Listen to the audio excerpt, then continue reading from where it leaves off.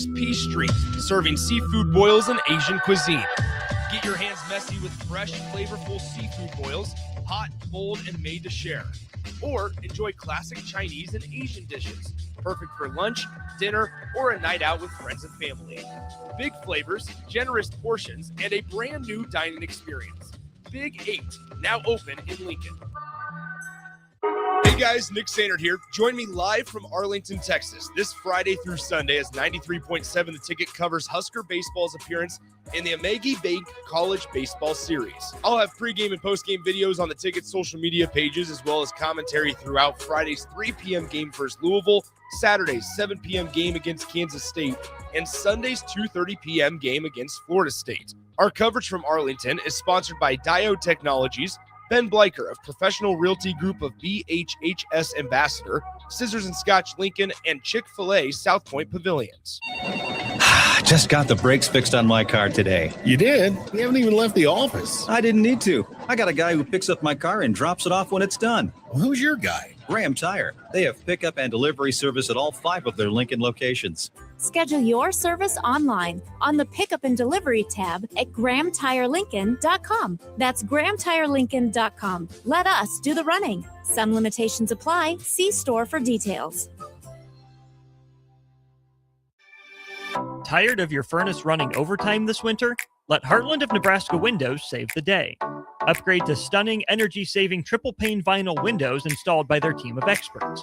Every window comes with a lifetime warranty on everything, all for a price you can actually afford. Free estimates, flawless replacements, and peace of mind from a family-owned business you can trust. Don't wait. Call Heartland of Nebraska Windows at 402-430-3852 or visit heartlandofnebraskawindows.com today. Tune in to Outside the Box from 4 to 5 p.m. for everything you need to know about the Lincoln Stars.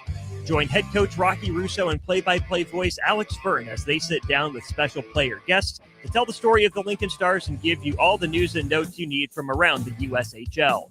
That's Outside the Box with the Lincoln Stars on 93.7 The Ticket and theticketfm.com. If you're a homeowner or a business owner, you have a lot of projects, and no one has an unlimited budget or time. Sunbelt Rentals makes all jobs less stressful with no need to purchase large equipment or hire a crew. You can do it yourself with rentals and everything from aerators and power rakes for spring yard work to stump grinders, concrete mixers, tile saws, and more. Check out their inventory in Lincoln, north of Cornhusker Highway on 56th Street, or online at sunbeltrentals.com. Are you tired of living in pain? At Prairie Orthopedic and Plastic Surgery, they make it simple. From head to toe, spine to extremities, they've got you covered. Their multi-specialty team of experts in orthopedic surgery, plastic surgery, podiatry, physical therapy, and occupational therapy all work under one roof to get you back to living life pain-free. Don't wait another day. Visit prairie-ortho.com today or call them at 402-489-4700. Prairie Orthopedic and Plastic Surgery, where healing begins. Let's fly.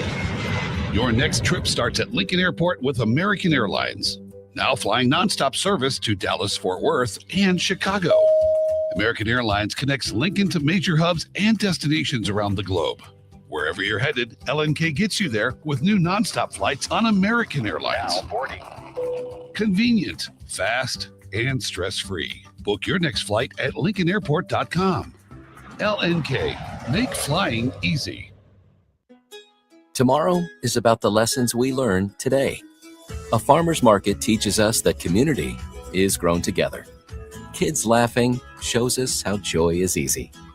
And coffee on the porch reminds us to savor every moment. These are the lessons that shape a tomorrow we all share. One filled with trust, good company, and wide open dreams. That's the way banking should be. And that's Pinnacle Bank. Member FDIC. With UBT, you've got total control over your money. Like Doug, who runs his game day tailgate like a well-oiled machine. I got burgers, brats, chicken, dogs, plus all the fixins.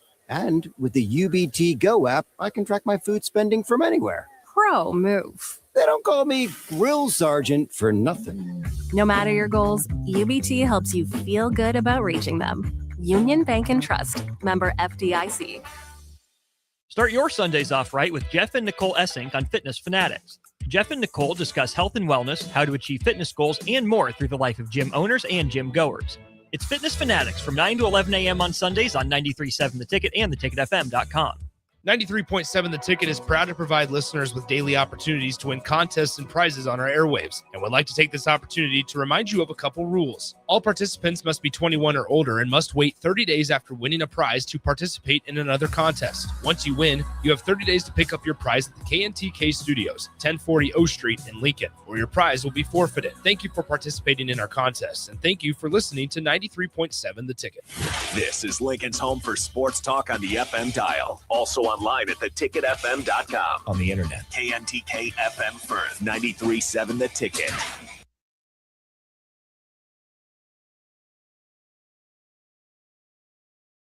The headlines, they can lie.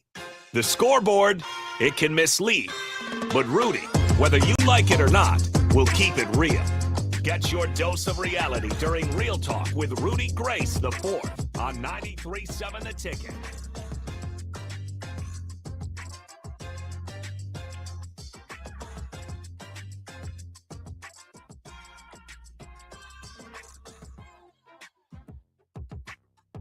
What is up, everybody? It is Rudy Gres here. You are tuning into Real Talk with Rudy Gres the Fourth here on 93.7 The Ticket and theticketfm.com.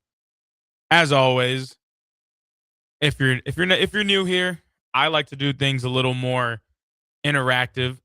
So, for anybody tuning in who does want to be a part of the show, feel free to do so. Hit the ticket text line with whatever questions you got. Baseball, basketball, football, anything you want. We can talk about anything here, really. I can cover it all. I'm a little versatile, I'd like to say. But if that is something you are interested in, go ahead, 402-464-5685, or the ticket or the Twitter comments, YouTube comments. They'll all come across the screen here. We'll get to all of them, don't you worry. With that being said, we do have a couple on here that I did want to get to, at least to start off here and kind of segue into that first couple talking points. Husker basketball. Obviously, a lot of good things, a lot of hype that is completely deserved, as we've seen. A lot of praise that is welcomed and accepted and necessary for a team that's having the season they are. Again, with another huge win yesterday, 87-64, almost a 20-point win there. And all week here at the station in the studio, I was on air a couple times during the week on the drive with AD and with Nick Sainert.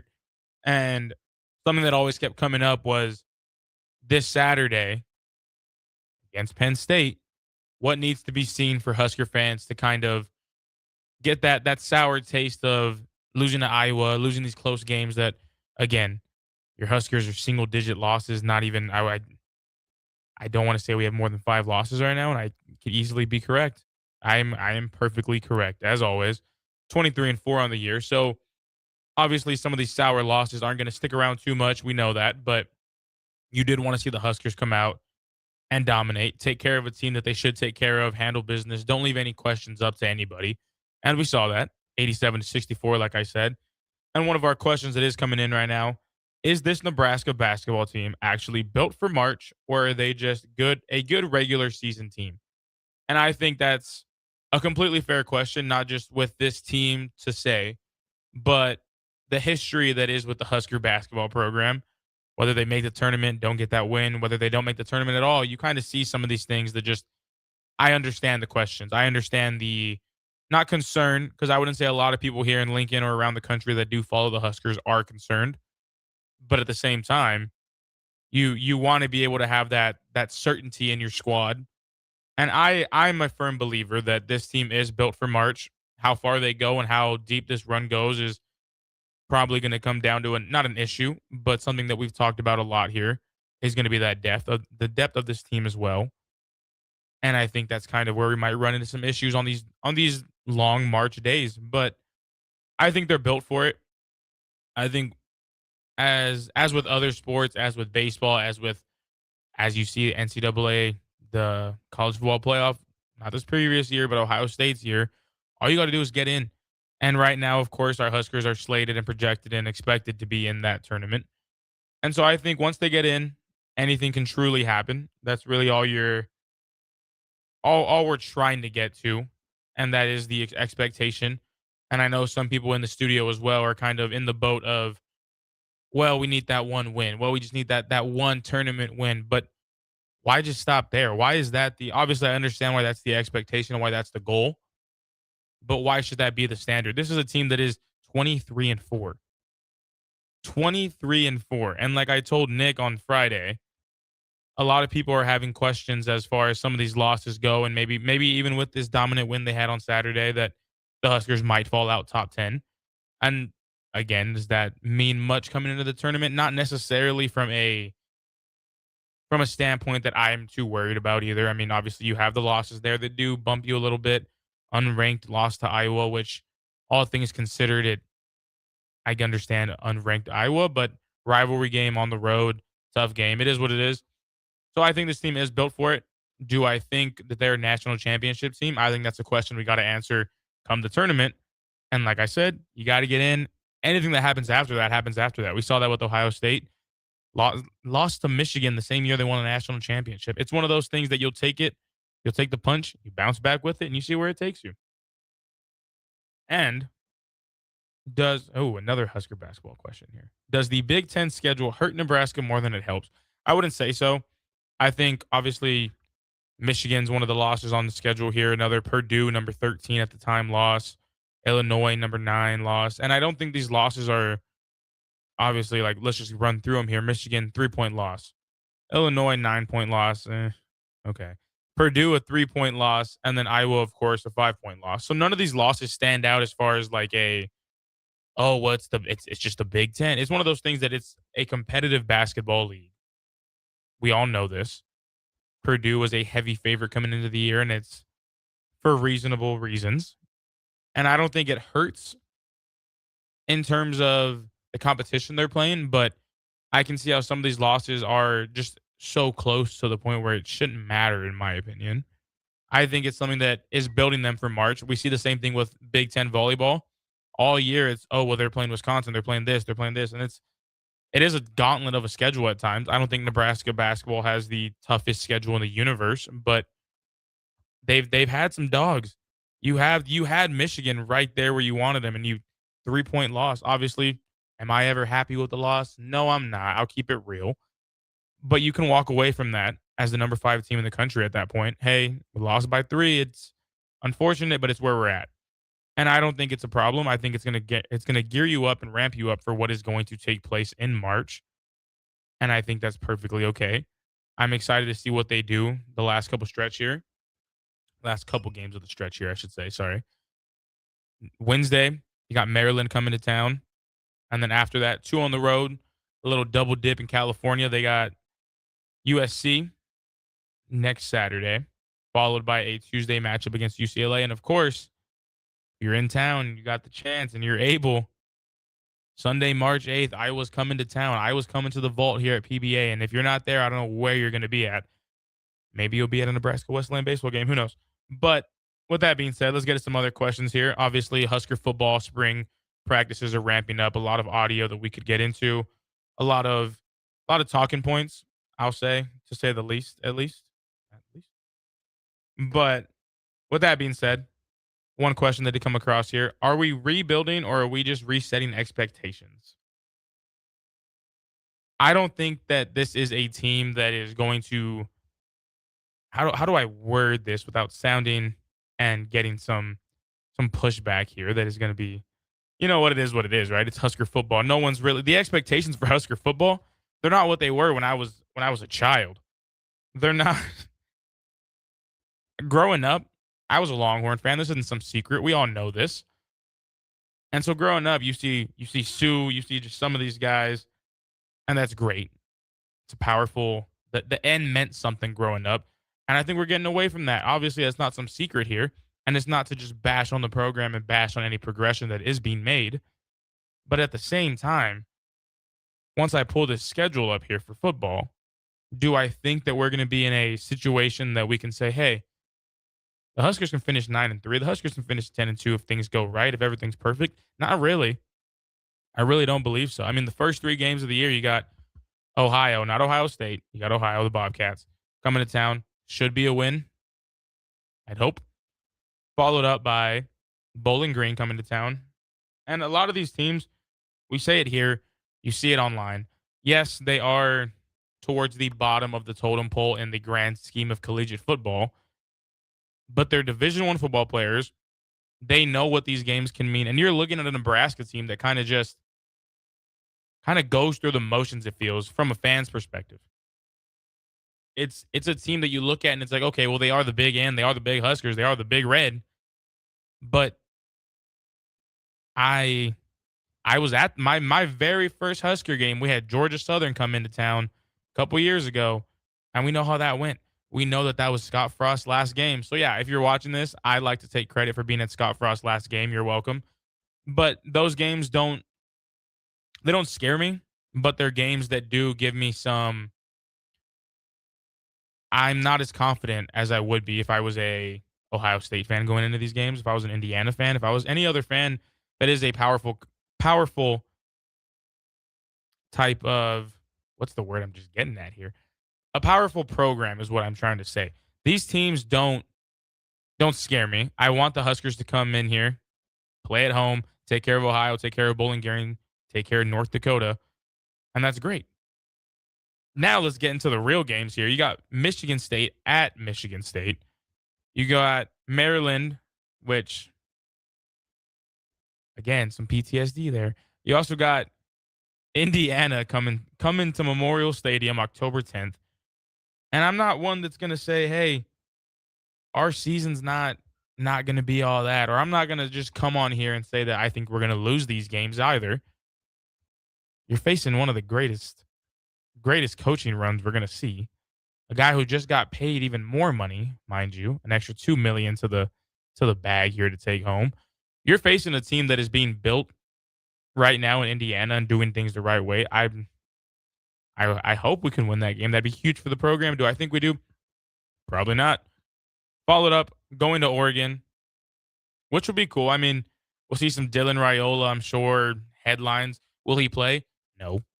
But you're facing, again, a top projected quarterback to go into the draft in Dante Moore, who, if we're just keeping it real on Real Talk here, should have gone to the draft. If that's just me. If I'm in that situation to be a projected top 3 overall pick, yeah, you're not going to see me in Eugene, Oregon again, but whatever. After that, take on Washington back at home. I think that's a pretty even paired matchup with how Washington football has been looking recently. Followed up by Illinois, going to Illinois here, which would be a tough one. They've been a team that is always worth mentioning. At Rutgers, should take care of business, hopefully. And, of course, last 2 games on the slate here. You're welcoming Ohio State into Lincoln, Nebraska on your very own Rudy's birthday here, November 21st. Anybody wants to get me tickets, please do so. But with that being said, you round things out November 27th, rivalry week. That's always a tough one for me to say. With Iowa, you're going to Iowa. The big bad Huskers are going to be going into Iowa City. And mind you, these are not games that just hold the type of weight where you're going to hear my Longhorn bias here. When the Longhorns take on Oklahoma, I know what I expect. I expect them to come out here and not score a touchdown like the last 3 years. I know what I can expect from one of my teams here. With the Huskers, it's a flip of a coin. So do I think that they are rebuilding? I wouldn't say so in such a drastic term, but I think instead of rebuilding, you got to be realistic. And you look at this schedule, you look at the talent, you look at just where the program is right now. You're not in a bad spot. You're not in those days, if you know. And that's great. But at the same time, you are having to replace a lot. You're having to replace a potential Heisman candidate in Emmett Johnson. You're having to, I wouldn't say replace Raiola in a term of, oh, well, that guy was going to get us to the promised land, but you got some holes that weren't open last season that now you have to fit them. Now you have some quarterback battles, which don't sound like too much battles from the pressers. And I think that's great. I think it's good that you kind of should know who your quarterback will be in a couple months. But at the same time, nothing matters until that first Saturday. I can believe all this offseason hype like we're accustomed to here, but none of that matters until September 5th. And mind you, I might even say until September 26th because that's when we start some bigger matchups here. And I think it's one of those things that I don't think rebuilding is the proper term that I'll stick with. But I do think they're at a point right now where if you don't kind of get things together and the progress doesn't progress like we've been promised or how some people like to think we are, because yes, anytime you can improve to your win total, I'll take it. It's always a good thing to go up versus down. That's not a lie. But at the exact same time, you can only go up so much to where it's okay, well, we made progress. We had one extra win, or we had the same record, or we made another bowl game, but it's a bowl game we lost. It's things that just little things that you can nitpick at. Obviously, do I think Nebraska's at the bottom of everything? No. But I don't think that they're at a point right now to be as competitive as they need to be or hold the weight like they used to with the name. For a school that is so football focused, for a school that can sell out every single seat in the stadium 5 minutes away from here, you expect a little more. And I don't think that's a bad thing to have these expectations. But I think we have to be realistic right now. We're not a football school. As much money as we can bring in and as much hype and as much talk and as much everything, we're not a football school. That's not some secret anymore. We're volleyball focused, or at least in terms of success, it's volleyball. Men's basketball is taking it by storm right now. Baseball is doing their thing, of course. Softball's up there. Women's basketball is on a little slow streak right now, but at the same time, they're usually consistent. I mean, right now they're tied with Washington 47-47 for y'all wondering, with about a minute and 45 left in the third quarter here.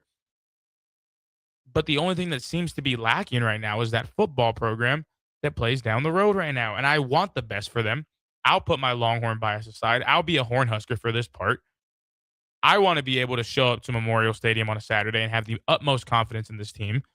I want to look, and if they're not here, I want to throw on a game while I'm here at work maybe and say, you know what? I got all the confidence in this team right now. And I don't think that's on them. I don't think it's on Rule like people like to say either. I just think it's been said before. A lot of these guys do get caught up in the hype of the end. And I don't think it's right. I don't think it's wrong. I think it's something that is just how this program is built and how the legacy of being a Husker is. And it's awesome. But for a program that has so much to prove, in my opinion, everything is so focused on what's been done, not what is going to be done. And I'll say it right now. I hope Trey Taylor comes in. Obviously not this year. It's not. I know. Whenever his time may be, whether that's his freshman year, whatever it is, we're expecting a lot from this kid, and that's not to put pressure on him, but I can get the sense that the Husker football program is trending in the right direction. They're making, hopefully, critical moves that are going to pay off. Hopefully, a lot of these little slip-ups here, these small losses here, the big losses here, get fixed. I think now you're not in revamp mode. You're just in retouch mode. If I'm Rule, you know what needs to be done. You know how to win. That's not the problem. The problem is not that he doesn't know how to win. It's how do you win here? How do you win with these amazing facilities? How do you lose with these amazing facilities? I'll switch it. I think there's a lot that the Husker football team can be provided with, and I think a lot of it is amazing resources. And my Division III heart is not jealous. Don't worry. But I think with how much resources they have and how much the coaches and the players care about it, you want that better result on the field, and that's not a problem. I don't think us as fans, we should feel like it's a problem to have expectations, or it's a problem to be upset, or it's a problem to feel like some of this progress isn't progress. Because if you were here in October, our very own Jake Sorensen sends out a tweet voicing his opinion. And of course, we're public figures, right? You take the heat when you get it. But do I think he was wrong? Not really. Progress was progress, yes. But progress for Nebraska can't look like progress for Colorado Buffaloes. Can't look like Deion Sanders' progress. Because the fans aren't here for that. The fans are here for much more. They're selling out this stadium every single Saturday saying, win, lose, or draw, we're going to show up. And all they're asking is the same back. So do I think that they're in a rebuild mode or just resetting expectations? I don't think either of those, really. I think you're in a realistic setting. You know how tough the schedule is going to be. But at the same time, you know how talented you should be and how much you are putting into the portal and how many moves the Huskers were making this offseason to get some of these guys in, offensive linemen. I'm hyped for it. I just think it is very unfortunate, the luck of the draw on the schedule that is handed out. But it is what it is. You'll take it when you take it. And there is a huge opportunity almost every other Saturday in the conference season to go out there, make a name, and prove that you belong up there with some of these guys. Do I think they're going to go out there and beat Indiana? Maybe not. But at the same time, you got nothing to lose. Right now, you're the bottom of the right now you're the Huskers that don't put fear in some hearts right now. And I think for a team led by Rule, for a team that is in this locker room right now, that's kind of maybe what they need. Because you can start off as hot as you want, but come to it, when your back's against the wall, that's all that I care about. When you're facing adversity, that's all I care about. When your starting quarterback gets hurt and he's out for the rest of the game, out for the rest of the season, that's what I care about. How do you bounce back? How do you respond? That's always way more important to me than anything else. And I think a lot of the focus needs to be shifted to that. And that's completely okay. Another football question here, same texter. How much does NIL really impact Nebraska compared to SEC schools? I think NIL is helping everybody. At least the big dogs like Nebraska, I would throw in there for sure. I think it can help so much, but I think also a lot of people tend to forget that, yes, cash is king. We know that. But at the same time, if I'm getting offered $1.5 million to play in Lincoln, Nebraska, and I'm getting offered $1.2 million to play in Florida, I'm probably going to Florida. And it has nothing to do with, oh, the Gators are better, because do I think they are? Not really. Did they beat Texas? Sure. But I think it's a location setting thing that might also have to do with it. Obviously, there's not the most successful track rate here. So I don't think NIL is a problem for Nebraska football. I don't think it's something that is, oh, well, they need more money, because I don't think that's necessarily the fault here. Sure, it could always help. You could offer these big name quarterbacks all the money in the world, and yeah, they might come to Lincoln. But at the same time, some of these guys just know that maybe they don't want to play college football in Lincoln, Nebraska, and they rather go play in Austin, Texas. I'm sorry to say that, but it's true. Now, would I want to go play football in Georgia? Maybe if I didn't own a Dodge Charger or a Dodge Hellcat, yeah, I'd be in Athens, Georgia, because two more speeding charges came out last week, in case you weren't aware. No need to knock on them, but what's going on in Athens, Georgia? Can Nebraska realistically compete with Ohio State and Indiana right now?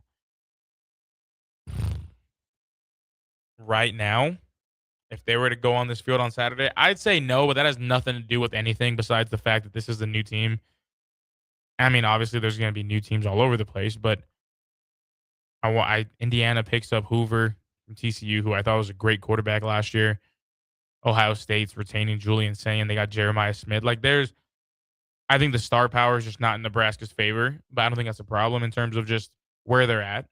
I think, yeah, you'll get some of those guys, but do I think they can go out there and beat them in a football game in 4 quarters right now? No.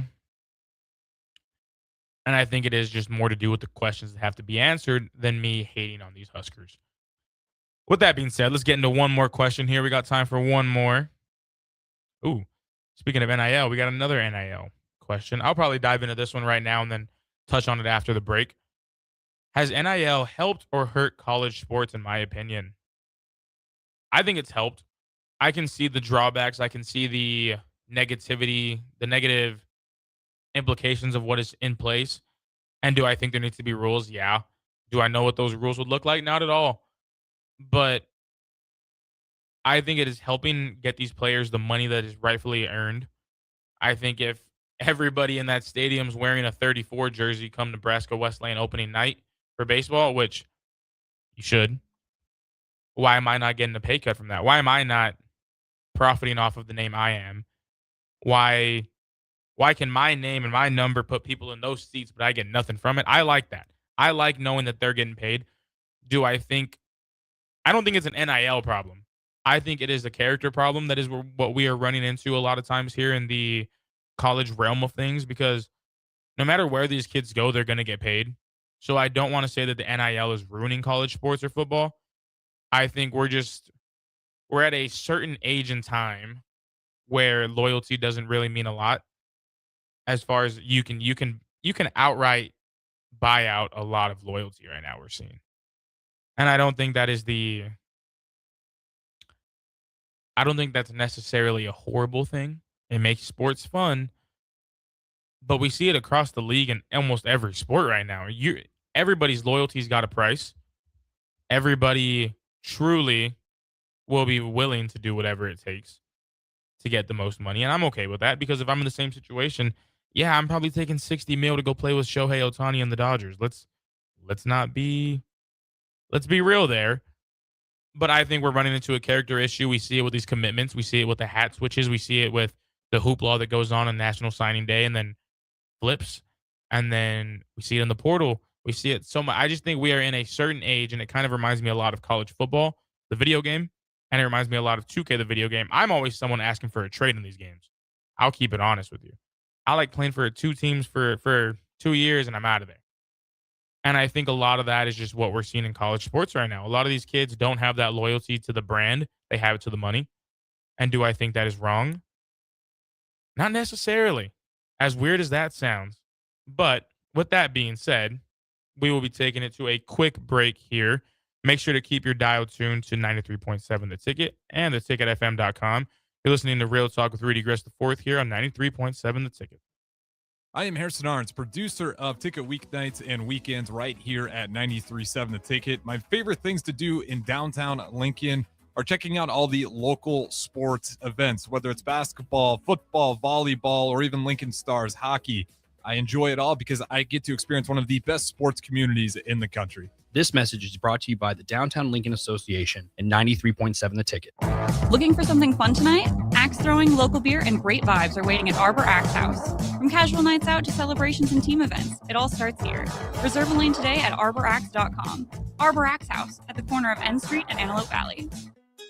Tomorrow is about the lessons we learn today. A farmer's market teaches us that community is grown together. Kids laughing shows us how joy is easy. And coffee on the porch reminds us to savor every moment. These are the lessons that shape a tomorrow we all share. One filled with trust, good company, and wide open dreams. That's the way banking should be. And that's Pinnacle Bank. Member FDIC. If you want to make new floor shopping easier, come to O Street Carpet. Hi, I'm Steve Carper. Our flooring professionals can help you choose the best flooring for you, your family, and your budget. We eliminate the confusion. Even better, you'll be enjoying your new flooring much sooner. No 6 or 8 week waits. We'll install right away and save you money on installation. Floor shopping made easy every day at O Street Carpet. O Street Carpet. 1732 O Street. Family owned and operated. Always the best value. MWR, a local company of Lincoln, is proud to announce they are able to offer their own post-frame building packages in metal to anyone desiring a building, whether you're a contractor or a DIYer. They can install your building as always, and they offer multiple different rib profiles and loads of color options, including the wood grain metal at great competitive prices. You can inquire at mwrbuildingandfence.com or just draw your desired building and submit it in their contact us page, and they'll get back to you. Call MWR today at 402-540-8966. Concrete Industries has immediate job openings for precast production laborers and maintenance technicians. Concrete Industries offers great pay, health benefits, 401k, a wellness program, holidays, and paid time off. Apply today to earn a starting pay of $21.50 per hour plus a $1,500 hiring bonus. Concrete Industries is hiring all experience levels and offers on-the-job training. Start your career today as a precast production laborer or maintenance technician. Visit concreteindustries.com. Things that impair you come in many different shapes and sizes. Some are the shape of beer and liquor bottles. Others look like cigarettes but aren't cigarettes at all. These are the things we know impair us, the things our parents warned us about. What we're not always aware of is our new prescription or the over-the-counter medicine we picked up just for allergies or a bad cold. See, it doesn't just matter how much of a substance you take. If you are impaired, driving is deceptively dangerous. Don't drive impaired. Paid for by the NDOT Highway Safety Office.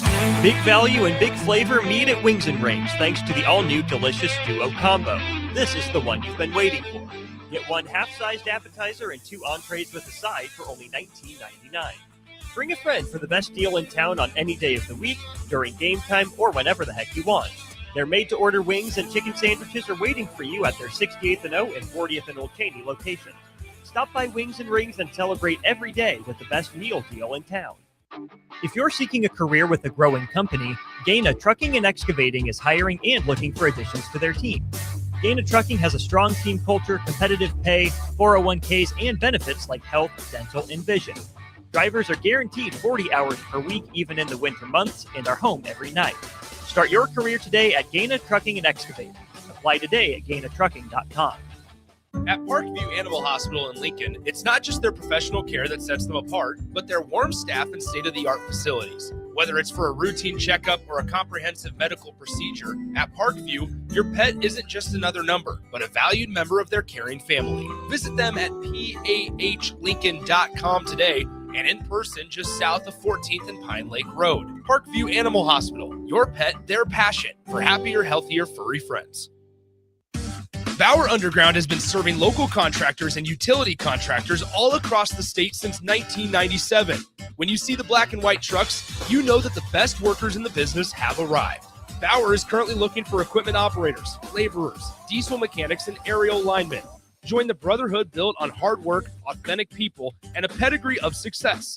They're offering top-notch benefits, a matching 401k, and a $600 per year clothing allowance. Bauer Underground, a family-friendly company with plenty of room for advancement.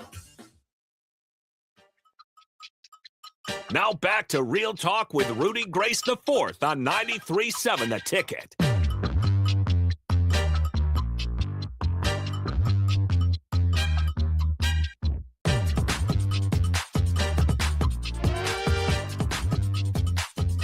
That is right. You are listening to Real Talk with Rudy Gres IV here on 93.7 The Ticket and theticketfm.com. While we were over break, obviously thankful. But we got some more questions to get into, believe it or not. Again, if you'd like to be part of the show, feel free to do so. I welcome it all the time, and I'm happy with it. You can reach us here at 402-464-5685. Comment on Twitter or just get to the YouTube comments. Whatever it is, it'll come across the screen. And trust me, I'll answer it all. Now, with that being said, we got us some Husker baseball and softball questions here that I will be getting into. But one question did come across, and I think it is, obviously they're all worth responding to, but it's a question that I think ties in pretty well to what I was kind of getting at. And one of my roommates here asks, what defines success for me at Nebraska right now? Would it be competing or contending? I think competing for this year. Just this year alone, though, I don't think it is something that is... It depends how we're able to compete. We know the history of some of these teams in the past as far as being teams that are, I believe, YouTube title that I'm sure a lot of us have seen. The greatest 3-9 team in college history, those Huskers. Were they competitive? Yeah. Was a 3-9 record what anybody wanted? Absolutely not. But when you look at this record, the schedule that is slated, I think competing could go a lot more. Competing would be a bottom line type of thing, I think. I don't want us to go out there and get stormrolled. I don't expect any of these new pickups to play bad. But I do think, as of right now, as of February 22nd, 2026, at 3:32 p.m., I don't think that these Huskers are going to be contending for anything, truly. And again, that's not a slap in the face to anybody in this program, anybody on the team, anybody in charge. I think, like I said, you got to be realistic. And realistically, this is a daunting schedule for any team in the country, much less one that does have to fill up a lot of holes and one that is relying on a lot of depth and a lot of new incoming talent, which is, it's not impossible. It's a task that does seem pretty, I need to find a good word, because what I'm trying to get at here is this isn't a task that's impossible. And I know we like to say it as radio hosts, and we like to say it as sports media members that, oh, well, Kurt Cignetti can do it. Kurt Cignetti just showed that he can get it done in 2 years, 3 years with transfer guys and with 3 stars and no stars and no 5 stars. And I get it.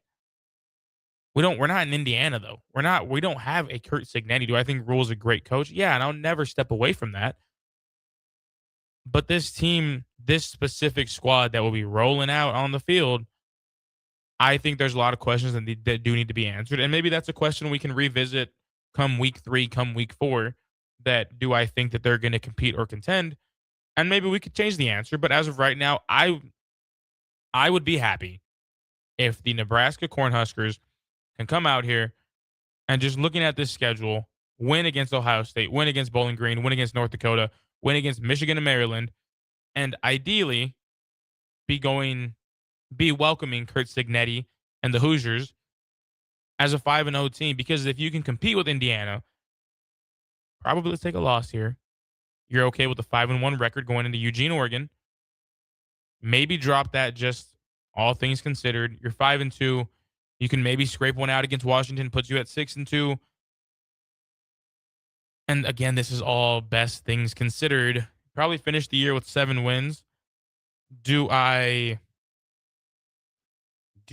think that's probable? No. And that's simply because of what I've seen from some of these teams. And I don't know how to explain it to anybody who's not here, to any of my friends back home listening, to anybody listening anywhere. I think it just doesn't make sense what happens on this football field sometimes. You can put together a good roster. You can put together a good coach. You can put together all the pieces you need. But for some odd reason, they step on the field. And it's not that they're talentless. It's not that they're playing bad per se. But 4 quarters go by, you're looking up, and it's like, oh, we just dropped another one. And it's not even like this team is horrible. Because if we want to, I'll pull it up here. And while I'm talking, this wasn't a team that just was horrible by any means. You look at it, you beat Cincinnati, who had a great start to their year, and they looked extremely talented. You killed Akron. You killed Houston Christian, which 3 of those, 3 for 3 on wins. That's what's needed. That's what was expected per se. You welcome Michigan, number 21 ranked Michigan, and you lose by 3, which those are the losses I'm talking about we have to be okay with next year, this coming year. Yeah, it's 2026. Those are the losses you can be like, okay, we're good. And then Michigan State comes to town. Great win there, 38-27. You go to Maryland, you get a great win there, 31-34. You go to Minnesota, you lose 6-24. 6-24 to Minnesota. That was one that made no sense to me. Northwestern took care of business. USC obviously was not. I'll finish the schedule, but let me say one thing. I've never been the biggest Raiola defender. And it has nothing to do with other than the fact that I just didn't understand a lot of the hype. Do I think he's a talented quarterback? Yeah. Do I think he's smart? I do understand he's a smart quarterback. But it was nothing ever that I thought that's the guy that's going to get this immaculate job and turn it around done. Did I want him to? Absolutely. Did I think we were going to get that from him? Not necessarily all the time. But do I think that we take down a ranked USC if he's healthy and stays in the game? Yeah, I do. I was at that game. Shout out Jake Sorensen. A row in front of him before that infamous tweet gets sent out. But I think that's a game Raiola stays in and wins, because it was a good game back and forth. And then Raiola goes down, and you could just feel the energy sucked out of that stadium. And it was, as soon as that happened, I looked to my buddy. I was like, this is it. Game's over. And it wasn't me being a hater. It was, you can feel just how impactful that replacement was. Boom, just, well, your QB1's done. And it was just a feeling that I had. And I promise I'm not lying for radio here, but I seriously saw that happen, and I just didn't think that game was going to be won again, which is so unfortunate. Followed up, you go to UCLA. TJ Lateef gets his win against UCLA, and then you drop the last 3 to finish out the season. And it's you lose 10-37 to Penn State. Penn State that, mind you, no Drew Aller, no Franklin. Still, you're on the road. You're at Happy Valley. I get it. Iowa comes into town. Apologies. Iowa comes into town, smacks it around 40-16. Play against the 15th ranked Utah, 22-44. Which, yeah, like, this isn't a team that I'm expecting to go into this year based on last year either and be like, hey, well, they can get it done. They did that. No, I don't. It just doesn't make sense how some of these games get either so out of hand so quick, or how they can let them slip away so quick as well. And that's where I think we are at. I love going to these games. I love proudly rooting for the Huskers every now and then, because, hook 'em. But at the same time, do I think it's going to be a team that can get it done this year? No, but I think if we are going to lose to Indiana, Oregon, the big guys, Ohio State, I'm okay with the 27-30 Michigan loss being one of those types of losses. Am I okay with a ranked Nebraska going into Minnesota losing 6-24? No. So I think if we're going to compete this year, that's a good benchmark to have the season at. And I think it's kind of my approach to baseball sometimes, which I should listen to this more if I'm going to be real. I don't think there's anything wrong with setting expectations, not low, but at a base that is reachable, and then expecting the best to happen on its own. And I think that's what is needed as a fan. Players, I want them to think they're going to go kill every team that comes into the stadium and every stadium they go into. And I don't think we've seen that from too many of these guys in past. And for whatever that may be the reason why, I don't know. But I do think that it's going to be a competing team. I don't think they'll be a contending team, but I think it's something that probably does. I think that just plays a lot more off the fact that it is the schedule they're being handed here. Okay. I'm reading this out loud. Reading this in my head before I read it out loud. Give me 1 second. Okay. The TLDR here. Has fan expectation outpaced program reality? I don't think so. I really don't. I think sure to an extent, because we hear it all the time here. It's, oh, well, Nebraska just claimed another offseason title. Nebraska offseason titles.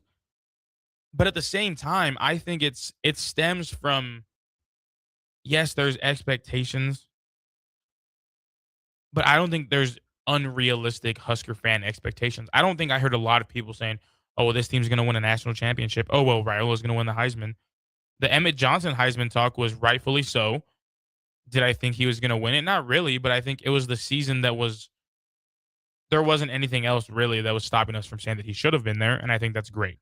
But with a fan base like Nebraska's, you look around the country, and there's not teams who are selling out hundreds and hundreds and hundreds and hundreds and hundreds of games in a row, and they're not going out there in 20-degree weather, and they're not packing the house for Akron to come to town. You're not seeing that around the country. You're not seeing the cult-like following of these cornheads here. You're not seeing that anywhere else. And like I've said time and time again, I am a Longhorn fan, just roots deep down tied in. You don't see that in Austin, Texas. You don't see that. The following the Huskers have amassed here, and sure, I know the backlash or the rebuttal is, oh, well, that's the only thing going on in Nebraska. Who cares? Because on any given Saturday, that stadium's packed out.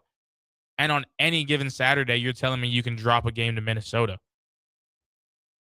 And I don't think the expectations are unrealistic. I just think we are seeing a team that can't keep up to these expectations. And we're not asking you to go out there and win a national championship like Kirk Sidnetti. We are simply asking to improve and improve and improve. That's it. We want to have the best team in the country here to be. You know how cool it'd be to be on O Street after the Nebraska Cornhuskers win a national championship? I'd be there. And I know you would too if you're listening. But do we think that's going to be the future here this year, next year? Probably not. But I think a lot of these expectations aren't unrealistic. I think the play on the field, the record reflects a lot different. And that is just because the expectations are such normal expectations and the years never finish how they should. Like, at the end of the day, the Huskers had a winning season last year at 7-6, but it didn't feel like that. It didn't feel this team won one of their last 5. If you finish one out of your last 5, yeah, that's great. You had a chance to do so much more at the end of that season. That's all it comes down to. It's not, oh, we put too much pressure on these boys, or, oh, we're asking too much, because we're really not. A lot of fans would have been thrilled with a 9-win season. That was the goal. That was the expectation. You were 2 wins off of that, but it's more about how it's getting done. You're not going in there and you're not battling back and forth and back. You won one of your last 5. no matter what you finish the record with, that sour taste in your mouth is going to stay there. And I don't think that's wrong. I don't think that is on the fans. And I won't even say it's on the players in that perspective or that regard. I just think we expect to be a little better than we always are, and we kind of fall short almost every time, it seems. And for those of y'all wondering, there's 30 seconds left, Nebraska versus Washington right now. I'll give you the live update. Sure, why not? 63-63. Washington's got the ball. It's actually been a pretty slow game. Driving to the hoop. Washington just took the lead here. We got some time here. There's 16 seconds left. Now, if we hit a timeout, are we going to hit commercial break? Maybe. Which, of course, we just did. So if you have a chance, make sure to tune into the Big Ten Network. That game is live right now. There is 16 and a half seconds left. Nebraska's trailing right now. Hopefully they can get something done and kind of get back into that tournament type of play record that might get them there. Hopefully. Who knows? But with that being said, we will take a short break here on 93.7 The Ticket. You are listening to Real Talk with Rudy Gres IV here. Make sure to keep it tuned at 93.7 The Ticket and theticketfm.com. Are you tired of living in pain?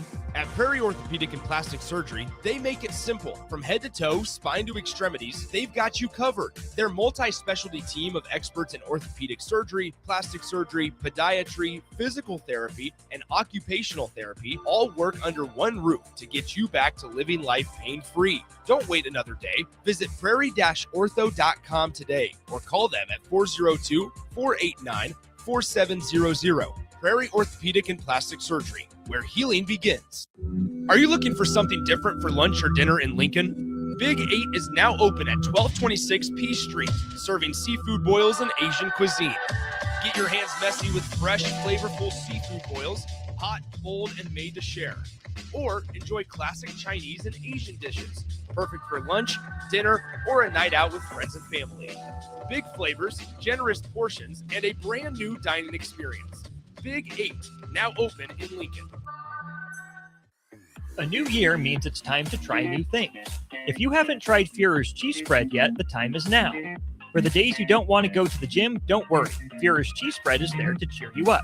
And for the days you do get to the gym, why not celebrate when you get back with the best dip around? Get to your local grocery store today and load up on Führer's cheese spread. No event or party is complete without it on your table. Start your Sundays off right with Jeff and Nicole Essink on Fitness Fanatics. Jeff and Nicole discuss health and wellness, how to achieve fitness goals, and more through the life of gym owners and gym goers. It's Fitness Fanatics from 9 to 11 a.m. on Sundays on 93.7 The Ticket and theticketfm.com. Shopping for new flooring is different today. Getting your questions answered, making the right selection, getting the best value, and installed quickly and professionally. Visit ostreetcarpet.com or shop our store. We'll answer all your questions and help you make the right choice. You'll be enjoying your new floor in just days for less than you'd pay elsewhere. Carpet, vinyl, wood, laminate, tile, and area rugs. We've got it all. O Street Carpet. 1732 O Street. Family owned and operated. Always the best value. At Parkview Animal Hospital in Lincoln, it's not just their professional care that sets them apart, but their warm staff and state-of-the-art facilities. Whether it's for a routine checkup or a comprehensive medical procedure, at Parkview, your pet isn't just another number, but a valued member of their caring family. Visit them at pahlincoln.com today and in person just south of 14th and Pine Lake Road. Parkview Animal Hospital, your pet, their passion for happier, healthier, furry friends. Big value and big flavor meet at Wings and Rings thanks to the all-new Delicious Duo Combo. This is the one you've been waiting for. Get one half-sized appetizer and 2 entrees with a side for only $19.99. Bring a friend for the best deal in town on any day of the week, during game time, or whenever the heck you want. Their made-to-order wings and chicken sandwiches are waiting for you at their 68th and O and 40th and Old Cheney locations. Stop by Wings and Rings and celebrate every day with the best meal deal in town. This is Jordy Ball for Anderson Ford. For years, Anderson has relied on an exceptional customer experience. But just this once, they're going to rely on a really great pitch. Right now, lease a 2025 Ford F-150 for $199 per month. Experience better at Anderson Ford. Stock number 1007055. Previous service loader. $199 per month. Lease for 36 months with approved credit. 7,500 miles per year. 6,800 to assignee. No security deposit required. Tax, title, and license fees extra. Residency restrictions apply. Program subject to change. Plus take new retail delivery from Anderson Auto Group by 3/31/26. See dealer for details. It's seafood season at Amigos. Time to get that one-of-a-kind, crisp crab rangoon burrito and dip it in some sweet chili sauce. There's a crab rangoon Frenchie, too. Enjoy grilled fish, grilled shrimp, or crispy fish tacos, wrapped in warm whole wheat tortillas, topped with pico de gallo, cabbage, and Amigos Chipotle mayo sauce. From jumbo shrimp baskets or fish and chips to fish tacos, there's something for everyone. You'll love the bold, fresh flavors of seafood at Amigos. Amigos is serving up a brand new way to score the bold, fresh flavors you love with 8 affordable value meals. At $5 and $6, these meals are easy on the wallet, so treat yourself anytime. Sink into the new 3-cheese melt or taco melt, both stacked with crave-worthy flavor in every bite. There's crunchy taquito dippers, too, perfect for dunking in Amigos' famous ranch or spicy cheese. Big flavor, small price. Value meals at Amigos. Concrete Industries has immediate job openings for precast production laborers and maintenance technicians. Concrete Industries offers great pay, health benefits, 401k, a wellness program, holidays, and paid time off. Apply today to earn a starting pay of $21.50 per hour plus a $1,500 hiring bonus. Concrete Industries is hiring all experience levels and offers on-the-job training. Start your career today as a precast production laborer or maintenance technician. Visit concreteindustries.com. Rico here with HIS Auto Care at 70th and Van Dorn, letting you know HIS is a great place to bring your vehicle for service. With superior service bumper to bumper, we'll treat your vehicle like it's your mother's. Doesn't get any better than that. So call 402-488-8934 and HIS Auto will make you glad you did. 5% off, mention this ad, and for sure your mother will be proud you called. 402-488-8934, HIS Auto Care, 70th and Van Dorn. God bless you. Now back to Real Talk with Rudy Gres IV on 93.7 The Ticket.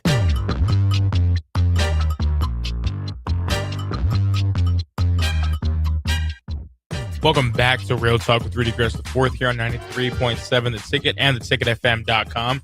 If you were listening before that last break here, we had a tied game between your women's Husker basketball team and the Washington Huskies, 63-63. Washington took the lead with about 16 seconds left, 65-63. And then, with about 7 seconds left, Britt Prince comes out here, hits a three, game-winning three. Huskers take down the Huskies 66-65. Obviously, tried to get a two-pointer in by Washington at the end to get the score to 67, but unable. Another Husker huge win right there. Any win for this women's team right now is huge, in my opinion, just with this kind of streak they've been on, per se.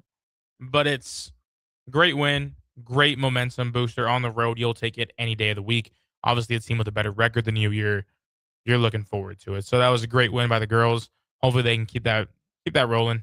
Always good to just see them kind of bounce back from how this season's kind of been. I think they started off really well and then just got a little weird, I'll say. But they got one more game, Senior Day. That'll be February 28th, next Saturday at 1 p.m. Central here at PBA against Rutgers. Will I be there? No, because I'll have a baseball game, believe it or not, here in Lincoln, Nebraska, Sandhills Global Youth Center. If you want to maybe tune into a Rudy Gres at bat, who knows? But I'll answer one final question here. Unfortunately, you guys may be stuck with me for another hour. I know. How are we ever going to get through this? But with that being said, one of the final questions I will answer for this first hour here on Real Talk. 10 years from now, what will define this era of Nebraska athletics, do you think? Wow. Kind of talked about it with Nick on Friday on the drive, which I will be hosting on Monday as well tomorrow. But I think this era is... I know I said we're not in a rebuilding era, but in terms of where we've came from, I think these are going to be the turnaround days. These will be the days that we kind of talk about the most, I think, in terms of they're on the track for success. They are on I want to say that they're doing everything right. The only issue is we kind of don't see that reflected in records or in big games. But at the same time, like it or not, these guys are winning more games than last year. And of course, we need to see that happen one more time before I start saying that it's progress. Because you can go up and down one year, but I need to see it. I think 3 times, 3 seasons is a safe number. You improve every year, or at least get some bigger wins. Maybe they don't have the win total we need, but if you can take down any of those 3 big-headed monsters here, I'm cool with it. But I think these days, in a broad general term here, I think that they are going to be the days of the Rule revamp. As corny as that sounds, I know, stay with me here. But we're seeing Matt Rule kind of take this program in a different light. We're seeing them kind of embrace more of personalities, more of who they are off the field as well, which I think is important for athletes because it is so easy to just kind of get stuck in, oh, I'm just a football player. Oh, I'm just a baseball player. And I know a lot of people don't enjoy the podcast and they don't enjoy the Twitter postings and the media days and the new hand signal and all this extra stuff. But from a player's perspective, I also, again, talked about this last week. That is just part of some of these things that coaches now not have to do. But as crazy as Lane Kiffin is, there's guys all around the country that would love to play for a coach like that. And I'm not saying I want to see Matt Rule at hot yoga studios or nothing, but you need a coach with personality, and I think Rule's the guy to get it done. I think Rule is not the problem here. I don't think we have a problem. We have a lack of success, sure. But at the same time, do I think that is the problem here? Not really. I think we're at a spot that these are going to be the days that kind of say a little bit more about where we're going, where we're headed. And I don't think there's anything wrong with that. I think these are going to be the days that are the foundation, that are the base for everything that is going to come. I think it's the Rule revamp is what I'm going to stick with. And again, I'm not into the corny headlines like that, but if it's going to stick, it's going to stick. If you want to put it on a t-shirt, quote me. But I think it'll be the Rule revamp. I think everything, all the success I think that will be coming for the Huskers starts now. Whether that is a winning or losing season that we're going to see, it's got to start now. It's got to be with what you do now. You have the freshmen. You have so much young talent, and it's all going to play a factor and hopefully build for the future. With that being said, stick it here for the second hour on Real Talk with Rudy Gres, the fourth on 93.7 The Ticket and theticketfm.com. Are you looking for an exciting new way to put your skills to work? Explore new career options in the fintech industry at Currency, a Sandhills Global company. We offer full-time positions in financial sales, compliance, operations, and other fields. We also offer a 4.5-day work week, an attractive benefits package, and opportunities for advancement. Put your motivation to work and grow with us at Currency. Visit gocurrency.com/careers to learn more. Rick Heyman here from Sartor Heyman Jewelers. I want to personally thank our great customers for voting us once again the best of Lincoln. At the same time, we're celebrating our 120th year in business in the great state of Nebraska. You can count on Sartor Heyman for the very best quality, value, and customer service. When it comes to your jewelry needs, visit us at South Point, Grand Island, and the Outlet in downtown Lincoln. Visit us today at sartorheyman.com, and thank you for your continued trust after all these years. It's the two-fingered wave on a gravel road. It's letting the kids take Dad's truck to prom. It's Friday nights under the lights of a hometown football field. Eustace Body Shop knows small towns. It's where our values are rooted. We treat our people right, and in turn, they treat you, our customer, right. And we give back to our communities. Not much more small town than that. Eustace Body Shop, small town service, big city technology. The most recommended Eustace Body Shop. That's who we are.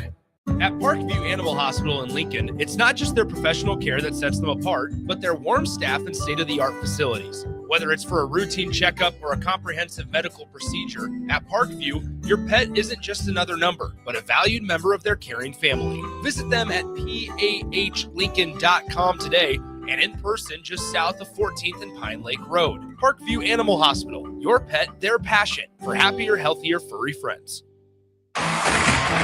Tune in to Outside the Box from 4 to 5 p.m. for everything you need to know about the Lincoln Stars. Join head coach Rocky Russo and play-by-play voice Alex Fern as they sit down with special player guests to tell the story of the Lincoln Stars and give you all the news and notes you need from around the USHL. That's Outside the Box with the Lincoln Stars on 93.7 The Ticket and theticketfm.com. Empire Netting and Fence delivers top-quality netting and fence solutions. From major sports venues to backyard installs and everything in between, coast to coast. We take on tough jobs with grit, integrity, and a strong commitment to safety. Empire is growing, and we're hiring motivated people ready to grow with us. We build each other up, and we're building something big.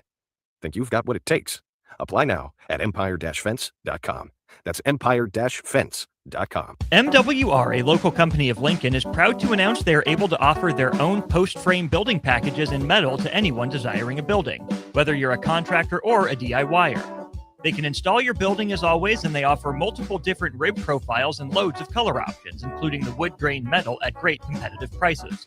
You can inquire at mwrbuildingandfence.com or just draw your desired building and submit it in their contact us page and they'll get back to you. Call MWR today at 402-540-8966. In every office, there's two types of people. There are those who bring in bagels and those who eat the bagels that someone else brought in. Everybody likes the first person. Be that first person.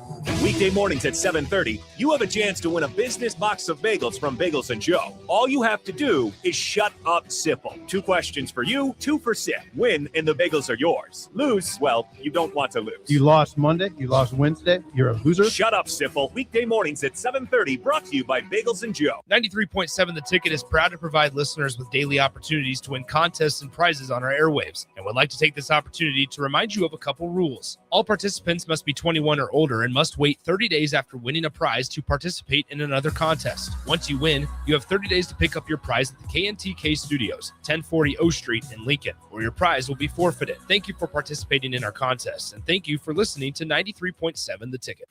This is Lincoln's home for sports talk on the FM dial. Also online at theticketfm.com. On the internet. KNTK FM Firth, 93.7 The Ticket.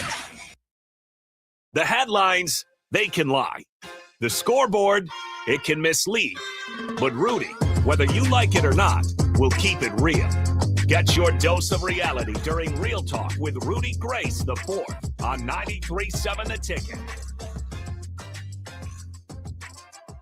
Welcome back to Real Talk with Rudy Gres the Fourth here on 93.7 The Ticket. That is right. You are with me for one more final hour here on your Sunday. Hopefully it's been a good one. Hopefully if you got things to do and I'm helping you somehow, thanks for tuning in. Of course, we have some more questions here. I've really enjoyed having a very interactive show because I can get to gauge the room here, gauge the audience, understand just, of course, more about you guys. But y'all can also learn more about me, which perfect transition, right? Into some questions I've got here pertaining to my baseball season and a little bit about me here. All right. What part of my game, I'll read it from the texter's perspective, don't worry. What part of your game has taken the biggest step forward? Obviously, I want to give an answer like, oh, my swing and my strength and my, just my contact abilities, which they all have. And I'm proud of that. But I think something that gets overlooked a lot that I've also worked on just within myself and I pride myself on it is a lot of my mental approach to the game. And I don't think this is just Rudy or baseball specific. I think it's something that a lot of players and a lot of athletes, a lot of just people in general are starting to do more of is kind of training your mental here. And I don't think that's ever a bad thing. And I think it's something that over recent years, we kind of talked about this last week here with Coach Christie joining the show. You're kind of seeing just how important the talks around mental health can be. And I wouldn't say that my mental health's ever gotten bad pertaining to baseball or anything like that. But I think a lot of what baseball is, and other sports as well, is learning from a lot of these failures and learning from a lot of your losses. Like you hear it so often in baseball. Oh, well, it's the one sport you can go 3 for 10 and be in the Hall of Fame. Yeah, but just how I was growing up and how I am as a person, I'm always going to wonder, hey, like, how come why couldn't I go 10 for 10? Why couldn't I get a couple more hits? And I think that is one of the conflicting things about me, about this playing the sport that I love the most, is that I don't think I have the right mindset to be a baseball player all the time, at least from a perfectionist standpoint. Like yesterday, for example, we had some live at bats. I went 3 for 4 with my quality at bats, which is what I was trying to do, and I was trying to have a productive day, obviously, and just kind of stay true to what I'm thinking my talents and my skills are going to reflect on. And again, I went 3 for 4, which, hey, congrats. It's a great day. But all I could think about after practice, and if you're on the YouTube, you just saw the lights turn off behind me. That scared me. All I could think about after practice and during practice is, God, that last at bat really got away from me. That one just stuck with me. I didn't care about the line drives. I didn't care about the walks. I didn't care about the 8 pitch at bat. All I cared about was, wow, I really grounded out to end the day. And I kind of just eliminated all the positives on the day and the positives I learned from my swings and my takes and my mental approach. And it's obviously something I want to improve more on. It's something I've improved a lot on. But at the same time, it's something that I'm proud of where it's gone and where it's been. And I think that is just a test of everything I've been through personally. If you don't know, had knee surgery after my freshman year of college, was able to bounce back for the spring season, jump almost a year to my junior season, had to get some back surgical operations, and that takes me out the entire year. And it's just, I think a lot of that plays a factor into who I am. I have hitting coaches all around that kind of just work with me, and a lot of it never really comes back to my swing. I'm not saying my swing's perfect, or I'm not saying I'm a right-handed Ken Griffey or nothing, but I can figure out the kinks in my swing. I can't figure out is the mental approach all the time. And that's what I've been working on. And one of my coaches made a great point that I think doesn't just stick out to me, Rudy Gres the fourth, as an athlete, but can also apply to me as a person, and not just me as well. It could apply to anybody. And it's along the lines of everything that I've been through adversity wise, and all the trials and tribulations I've been through, the injuries, the ups, the downs, the slumps, the great games, the 3 for 4 days, the 4 for 4 days. Everything is just a shaping of who I am today. And in the same way that I want to sit here and be like, oh, but that fourth at bat, I went down, I grounded out, or I went down looking, or this and that. That's great. But at the same time, everything I've done has gotten me to the point I am. And realistically, why would I want to have the cakewalk to my success? Everything I want to be is everything I've earned, and everything I've earned is everything I am. And here I am. And so I have to remind myself that sometimes, sure. But at the same time, I think it's part of the game. It's part of life. Some of these days, I'll be so frustrated, and it's, oh, I'm batting seventh, I'm batting eighth, I'm batting ninth. Sometimes I'm just so caught up in my current emotion. It's like, why am I so upset? Sure, I didn't get the start today, maybe, if that's the case. But at the same time, we have 50 to 60 something dudes on this roster, and I got the start yesterday. I'm probably going to get the start tomorrow. I got the start in our conference tournament. Like, I think there are so many times that I kind of don't give myself enough credit for it. And I think that's not just me on the baseball field. That's me as a person, me here at the studio sometimes.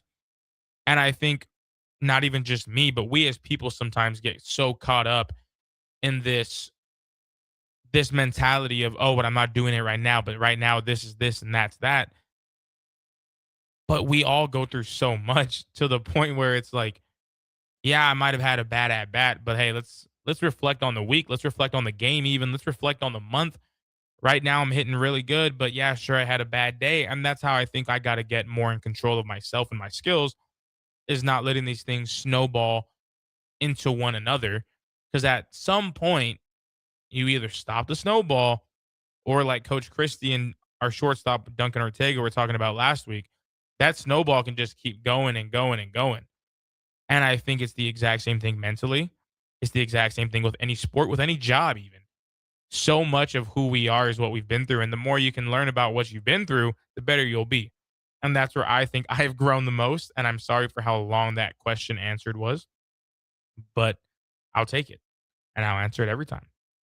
Has there been a moment this season that flipped something mentally for you? Yeah, I think it kind of goes back into a little bit about what I was saying. Is just I had to start the fall. We had fall ball, and of course, those at bats, if you're unaware, mean a lot. At least in the grand scheme of things, that's kind of where if you're an incoming freshman, you're an incoming transfer. That's where you got to really put your stamp on. But for me as a senior, obviously I need to have a good fifth year, and I need to have a good fall, just by default. But I came in had a really poor fall by my expectations. Sure, I was having decent days on defense and I was getting good at bats, but for who I am as a hitter, I didn't think I was anywhere I needed to be in. That wasn't bad, really. And of course, me and coach talked about it, and I told him I'd rather have this issue now. I'd rather be upset about my swing in October than my swing in May and cost us the conference championship. But either way, broke it down, talked about it all. And I understood it wasn't anything that, oh, your swing's broken. It was all just in my head. I was letting things slip. I was bringing at bats to the next days even, and it was so out of character for me, at least here at Wesleyan, to kind of be that type of player. And I think it woke something up in me, as corny as that sounds. I'm sorry, but it kind of made me flip the switch of like, you got 5 months of baseball left after this. That's it.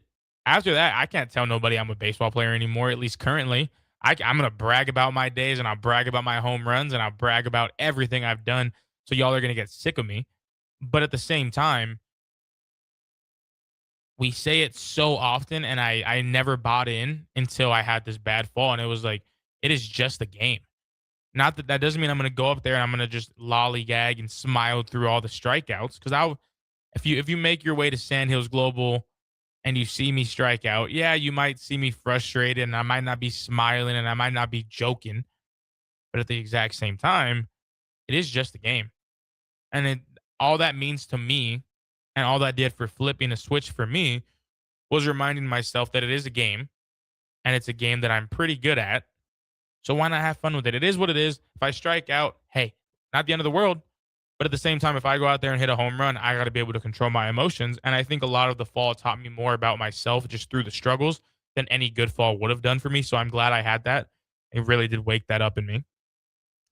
And more mindset questions coming on the text line here, and I love it. Do I play better when I feel pressure or when I feel free? Now, let's kind of redact the statement here on on just having fun. I love playing with pressure, truly.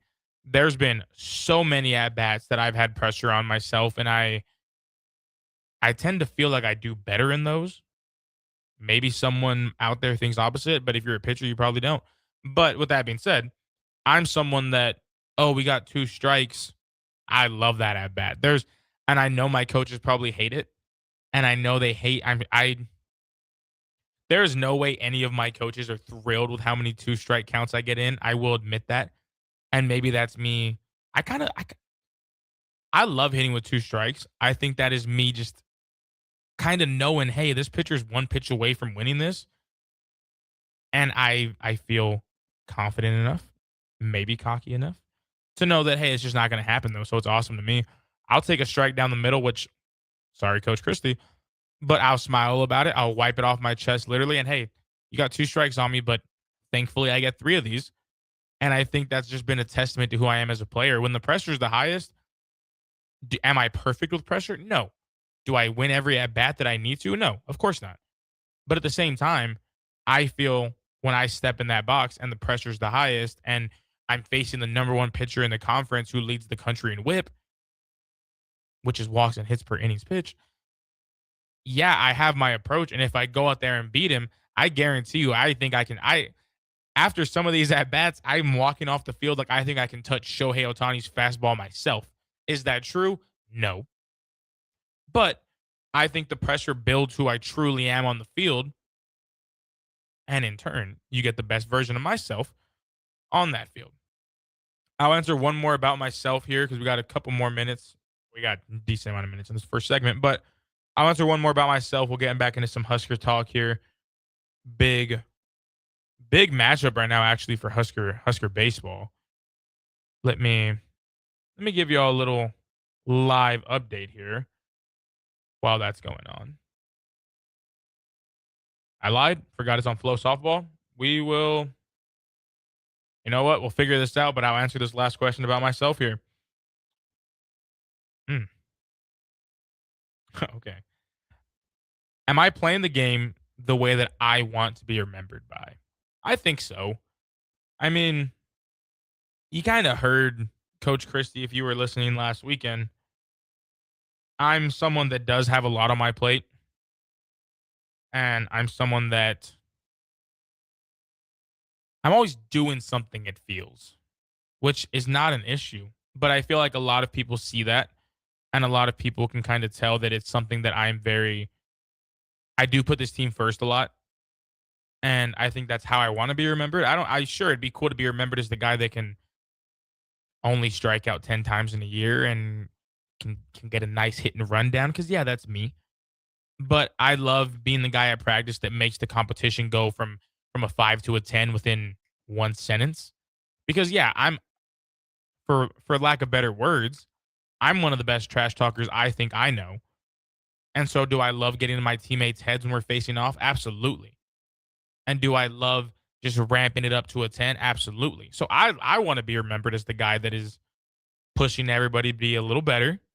Also the guy that might ruffle a couple feathers on scrimmaging and live at bat days. But I think I'm perfectly okay with that being me because that is who I want to be. I want to be the guy that you hate to face, but you love knowing that I'm on your team when you look at that roster at practice, because that does happen. My own roommate, one of them is a pitcher, and he straight up said, he said, Rudy, I hate facing you, not from a skill standpoint, although we both have that respect of each other's skills. He said, I hate facing you because your mannerisms in the box. And I'm not up there like doing anything vulgar. I'm not looking at him and talking trash. I just carry myself as someone who thinks that I'm the best player in the world. Sure, I'm a D3 baseball player, but when I'm in that box, I feel like I can, like I said, I feel like I'm going to go hit a 104 mile per hour fastball off a Aroldis Chapman. Do I strike out in some of these at bats? Yeah, I do. But I think the way I carry myself, I've heard it from parents of teammates, I've heard it from fans, I've heard it from other players.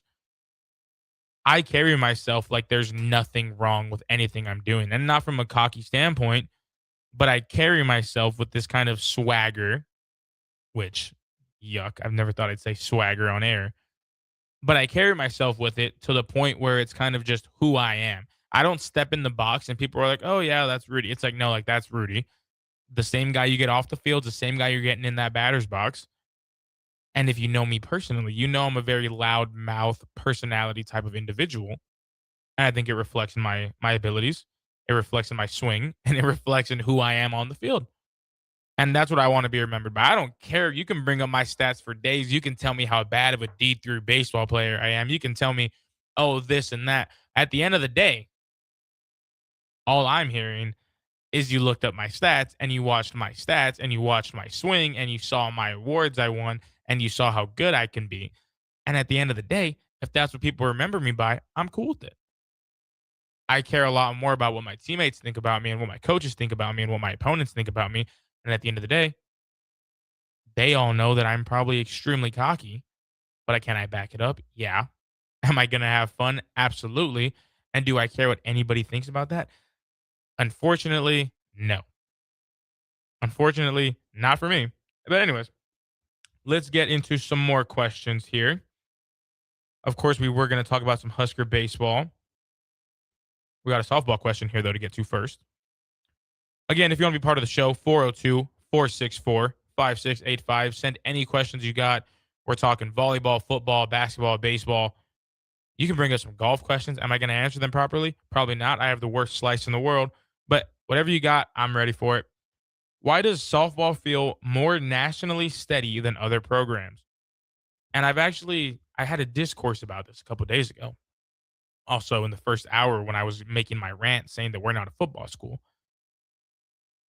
I think it feels like such a steady national power that we have with our softball team because they can back it up. I see them in the similar light like volleyball. I don't think they get covered enough compared to volleyball, and that's just kind of just the way things are. I think we have big names. We got Jordy Ball, obviously, who's kind of carrying that weight here.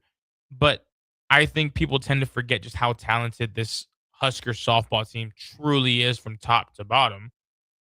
And I think that plays a really big factor into why they are so steadily at the top. it just kind of, you can trust them more, if that makes sense. When they're going out there, obviously they have great players, but at the same time, you can trust them. They took down the number 1 team in the country and they beat the number 3 team a couple of days before. One of those being the Texas Longhorns. So am I going to give my credit? Absolutely. But you can trust them to get them done. I tuned into that entire Texas Tech game when they won, and you're watching them play, you're hearing the stats, you're looking at all things considered, and it's like, yeah, like that's a team that I really think can go out there and beat anybody that they're facing. And yeah, their record, they don't have a bad record. I don't want to say it like they have a bad record, but you look at it and they have been faced with one of the toughest schedules to start this season. And I don't think a lot of people truly understand that. I mean, also, for those wondering real quick, Husker baseball is up 5-1 against, I want to say, number 16th Florida State is what I believe we are ranked at for them. So huge game coming out so far from our Husker baseball team. I do want to see where they end up, at least throughout the last hour of the show. Big things I'm expecting from them to have this run here, but let me read some of these matchups they've had to start the year. They're 11-4, so the record isn't horrible, and I hope I didn't make it sound as such. But let's just go through this gauntlet they had to start the year. You start game 1, Washington Huskies, who women's basketball just beat, unironically. You win 8-5 there. You play the number 1 team in Texas.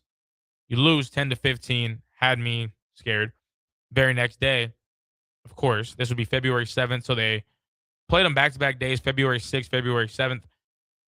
And next day, of course, Husker softball comes out there and beats my Longhorns. Okay. So you've already faced the number 1 team twice, back-to-back days. You beat UTSA, then you lose to Washington, unfortunately. This is all in San Antonio. You go to Florida. Hey, first game. I'm sorry. You got number 12 LSU. Take care of business, 6-0. Very next game, same day, you got number 20 Georgia, lose 5-6. You have number Tennessee, you lose 1-4. That is number 3 Tennessee. And then you go out there, take care of business against UCF, 6-0. Go out there. You got number 1 Texas Tech. You beat them 3-2. This is all in Florida. This was last weekend, and then this weekend traveling down to California, which what a trip. What a week. 3 weeks in a row. You're going to San Antonio, Texas, going to Clearwater, Florida, and then you got Cathedral City, California. And now we're stuck in the snow here in Lincoln. But anyways, February 20th, take on number 13th, South Carolina. Get the win in 5 innings, 9-1. You beat Hawaii in 5 innings, 13-0. Take care of business pretty easily against Texas A&M. Thank you. 8-2. Number 11th ranked A&M. And then you go out there, you beat Seattle, and then you beat Cal 9-0 and 6-0. Just in the first 3 weeks, you've faced, I'm going to count Texas twice here. 1, 2, 3, 4, 5, 6, 7, 8. You've faced 8 ranked teams, with the highest being 20th ranked Georgia, which was a loss, followed up by number 13 South Carolina. So these are all top 15 teams, with Georgia being the outlier that you lost to, and you're 11-4. Half of the teams you've played have been ranked teams, and they're taking care of business. I think that's where this steady notion comes from, is that there's not really a worry. Sure, they're going to drop some. It's softball. It's baseball. You're not going to win them all. But this team is just so, I'll never call a team bulletproof because we've seen them all. But this team just feels a little different. This team feels a lot more powerful. We got no hitters being thrown. You have so much to kind of go on here, and I'm super cool with it. Final question here pertaining to baseball and softball. Are we overlooking programs like baseball and softball that are quietly building something real? I think so, but I don't think intentionally. I think, like I said in the first hour, we're a football-focused school. Whether good or bad, everyone's talking about going to Husker games. Everyone's got the big red paint. I got a pair of overalls, striped. I know. Would Bevo the Longhorn be happy? No, but I got them. And so it's one of those things that football is just such a dominated media point here, and volleyball, which rightfully so. That's not the issue. The issue is I just think they kind of get not pushed aside, but pushed aside, unfortunately. I feel like Husker fans, mainstream Husker fans, will follow Husker football and Husker volleyball pretty seriously. Now you throw basketball in there, but for some reason these baseball and softball teams don't get that notoriety that they should. And do I know why? No, I don't. I'm not going to act like I do. But I think it is something that is worth noting. I think a lot of people probably don't, outside of true Husker fans, know just how good these teams can be. And by the time they do, not that it's too late, it's never too late to hop on a good bandwagon or nothing, but by the time it's too late, you're already looking at the baseball team win another Big Ten championship, which is not a problem. But where was this all year? These teams are good. They're building silently, like you said, but they're building towards something that should be talked about. And maybe us as media members, we should do the talking more. I agree. So I'll leave it there. We'll pick it up. We got more questions coming in. I think we'll get into some not different topics here, but different perspectives that I want to bring up as well. With that being said, you are listening to Real Talk with Rudy Gres IV here on 93.7 The Ticket and theticketfm.com. Make sure to not switch that dial. We will have more questions, more comments, and even more concerns coming up right after this break. Hey guys, Nick Sainert here. Join me live from Arlington, Texas, this Friday through Sunday as 93.7 The Ticket covers Husker baseball's appearance in the Amagi Bank College Baseball Series. I'll have pregame and postgame videos on the Ticket's social media pages, as well as commentary throughout Friday's 3 p.m. game versus Louisville, Saturday's 7 p.m. game against Kansas State, and Sunday's 2:30 p.m. game against Florida State. Our coverage from Arlington is sponsored by Diode Technologies, Ben Bleicher of Professional Realty Group of BHHS Ambassador, Scissors and Scotch Lincoln, and Chick-fil-A South Point Pavilions.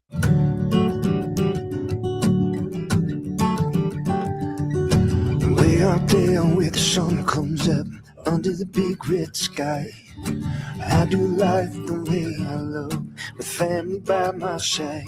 I feel home with me, no matter where I go.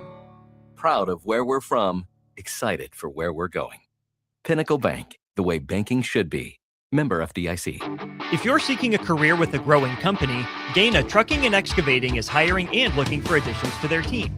Gaina Trucking has a strong team culture, competitive pay, 401ks, and benefits like health, dental, and vision. Drivers are guaranteed 40 hours per week, even in the winter months, and are home every night. Start your career today at Gaina Trucking and Excavating. Apply today at GainaTrucking.com. This is Jordy Ball for Anderson Ford. For years, Anderson has relied on an exceptional customer experience. But just this once, they're going to rely on a really great pitch. Right now, lease a 2025 Ford F-150 for $199 per month. Experience better at Anderson Ford. Stock number 1007055. Previous service loader. $199 per month. Lease for 36 months with approved credit. 7,500 miles per year. 6,800 to assignee. No security deposit required. Tax, title, and license fees extra. Residency restrictions apply. Program subject to change. Must take new retail delivery from the Anderson Auto Group by 3/31/26. See dealer for details. Ticket listeners know a dream team when they see one. At Applied Connective, we've been in the game for 20 years and have developed a team of world-class leaders in all things IT. From cybersecurity and Microsoft products to physical security, audio-video, infrastructure, business phone systems, and anything in between. We'll help you leverage technology to become your most secure, efficient, and profitable. Head to our website to check out real reviews and testimonials and sign up for a free tech consultation. We can show you where you might be vulnerable, inefficient, or overspending. It's a game changer, and it's totally free. Claim yours right now at appliedconnective.com. I'm Alfred Nobel, the inventor of dynamite. So the Nebraska Lottery has asked me to talk about the Cash Blast promotion. Until March 24th, buy a 2x2 ticket and get a voucher. Enter online for a chance to win a $5,000 or $500 weekly prize. If you're winning vouchers from a 7-day draw ticket, your prize is doubled. So when can I explode the dynamite? No dynamite in the studio, Dr. Nobel. Well, how about a cherry bomb? No. Sparkler? Sorry. 2x2 top prize odds are 1 in 105,000. Big value and big flavor meet at Wings and Rings thanks to the all-new Delicious Duo Combo. This is the one you've been waiting for. Get one half-sized appetizer and 2 entrees with a side for only $19.99. Bring a friend for the best deal in town on any day of the week, during game time, or whenever the heck you want. Their made-to-order wings and chicken sandwiches are waiting for you at their 68th and O and 40th and Old Cheney locations. Stop by Wings and Rings and celebrate every day with the best meal deal in town. At DWE Generations, having a plan matters, especially when it comes to protecting what's most important. They work with individuals, families, and business owners to help make smart financial decisions that support life today and set the foundation for generations. David Darlington, Russell Walton, and Cody Eiler bring decades of experience, and their dedicated team provides follow-through, answering questions, explaining next steps, and staying connected as life evolves. DWE Generations, a generational wealth planning firm. DWE Generations is a marketing name for individuals doing business as representatives of Northwestern Mutual. Visit generations.nm.com or call 402-483-7871 and ask for David, Russell, or Cody. Things that impair you come in many different shapes and sizes. Some are the shape of beer and liquor bottles. Others look like cigarettes but aren't cigarettes at all. These are the things we know impair us, the things our parents warned us about. What we're not always aware of is our new prescription, or the over-the-counter medicine we picked up just for allergies or a bad cold. See, it doesn't just matter how much of a substance you take. If you are impaired, driving is deceptively dangerous. Don't drive impaired. Paid for by the NDOT Highway Safety Office. Get rid of pesky critters once and for all with Bats to Rats. Their expert team is here to help you reclaim your home. No more sleepless nights caused by crawling critters or flapping wings. Bats to Rats ensures a safe environment for every family member. Check the website at batstorats.com for amazing offers. And if you mention this ad, you'll receive $10 off your initial inspection cost. Call Bats to Rats today at 402-781-8691. That's 402-781-8691. Bats to Rats. An hour ago, you didn't need a plumber. Now you're in a panic. When life throws you a surprise with a clogged drain, plugged or leaky toilet, broken pipe, leaky faucet or water heater, or a bathroom or kitchen plumbing upgrade, whatever. Just call Bryant Air Conditioning, Heating, Electrical, and Plumbing. 467-1111. Keep that number handy, 467-1111. Or go to BryantLincoln.com. Bryant Air Conditioning, Heating, Electrical, and Plumbing. We do whatever it takes. Now back to Real Talk with Rudy Gres IV on 93.7 The Ticket.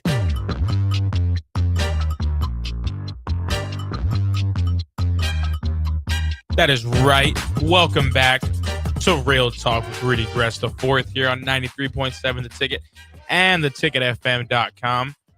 Also live on YouTube, Twitter, and Facebook. Again, if you want to be part of the show, 402-464-5685. We're answering all these questions here. And Okay, I lied. There's more questions about me. I know, I'm sorry. But what was my I'm him moment of last season? I don't want to sound like I have a couple, but I have a couple that I could pick from, I think. Let's see. Like I said, I've had adversity throughout and through in. And to start the year last year, I kind of wasn't starting. It was a weird little rotation we had, and I wasn't too thrilled, not going to lie. Just feel like I had earned a little bit of a better position. And whatever, it all worked out. I will say that first and foremost. But I had a decision, and it was either, hey, just put your head down and keep going, or we can cry about it all day and not do a thing about it. And of course, that I didn't go with the second option. Thugged it out, figured out, hey, only person who's going to make any change here is the person who's looking in the mirror. And of course, we go to Florida and we have our spring break trip. Things are going good. And I end up getting a couple starts while we were down there, which is awesome. One game, I had some good execution. I had some good hit and runs. I was going. Let me say this before I say what else happened right here. I'm not the fastest dude in the world, if that's not too obvious. I'm here to hit. I'm here to play defense. I'm good at both of those. Am I fast, though? I'm not going to say yes. If somebody else wants to say yes, go ahead. But no, me, I'm not. And I went first to third. I was doing little things right, and it was cool. And then, of course, I get one last game of the break. And we are down 3-4 or 3-3, I believe. I think we were tied. That was a 2-run shot. We were down 2-3. I got a runner on second. He's stealing. And so immediately I'm like, okay, well, I see he has a good jump. I'm not going to swing. And then obviously it sounds funny to say, oh, I'm thinking this and I'm adjusting here. But you think like your brain is just moving a million miles a second here. And I see it's a slider up and in. Of course, I'm a little aggressive here. Swing at it. Runner has to slide into third for some reason in the video, but okay. And hit a home run, gave us the lead, had another RBI that game. Like I wouldn't say that it was the most amazing thing ever in the world, but we were also on a nice little 8-0 win streak, longest in school history, got to 9-0, almost got to 10-0 and we blew it. But with that being said, I think that was one of the coolest things for me. I think just pushing through whatever I had gone through, doing all of that, and still ending up where I needed to be was huge. I think it showed me at least that you're one of those guys. You're right there. You just got to break down the wall. And of course, had some great games, 3 for 4 games in the mix. Again, like I said, we faced one of the best pitchers in the country in our conference. He had a no-hitter going, and then I came up to the plate, broke it up. I had 2 hits on him. I'm not trying to brag because, of course, this is all last year. But at the same time, it is what it is. Okay. We got some specific Husker debate questions here. Which Husker program is closest to a championship right now? I think by default, you have to say the volleyball team. I think it's the same way that I said earlier in hour 1. Sometimes you have no idea why some of these football games are losses, and sometimes you have no idea why things seem good until they don't. I think it's the same way for Husker volleyball in the terms of they are so good, obviously. Amazing season last year. I was running Husker volleyball post game with Mandy Monson sometimes, and it is so cool to just see the game through her eyes and understand how important every game is, and no matter how dominant you are, the streaks you go on, all these things that just played a factor into the storyline last year. It was so cool to understand that more and more.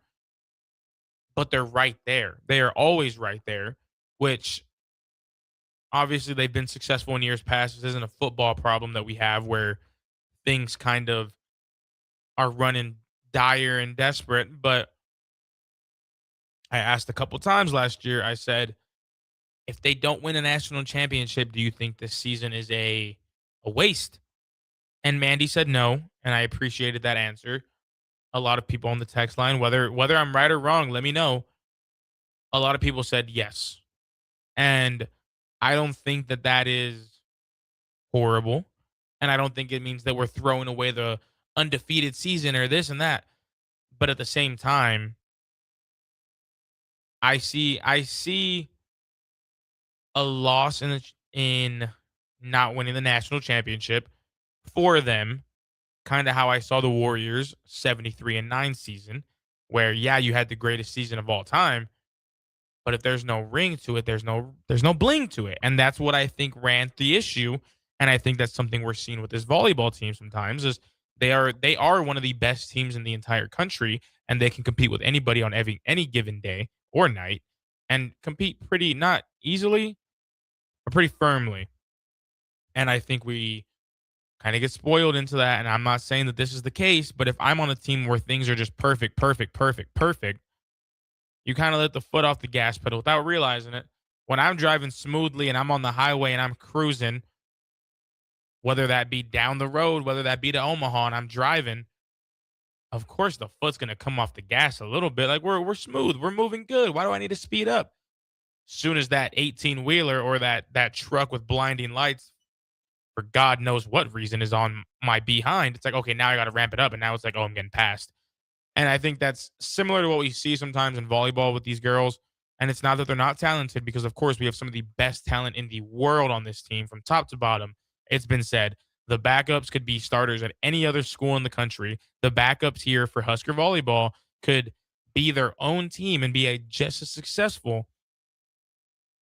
But they're always just right there, and they can't seem to get through it in the recent years. And this isn't a bragging point for my Longhorns, but we saw that with Texas a couple years ago. And We saw it last year against A&M, and these teams are so hungry.